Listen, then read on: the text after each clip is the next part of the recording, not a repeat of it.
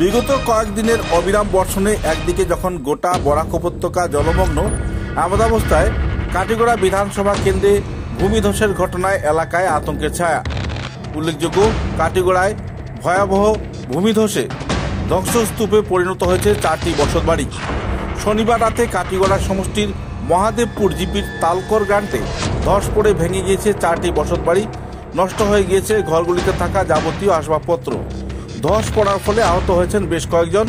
সঙ্গে সঙ্গে আশপাশের লোকজনেরা তাদেরকে উদ্ধার করে জালালপুর ব্লক প্রাথমিক স্বাস্থ্য কেন্দ্রে নিয়ে যান। 3 জনকে প্রাথমিক চিকিৎসার পর ছেড়ে দেওয়া হয়, যদিও 2 জনকে সংকটজনক অবস্থায় শিলচর মেডিকেল কলেজে নিয়ে যাওয়া হয় চিকিৎসার জন্য।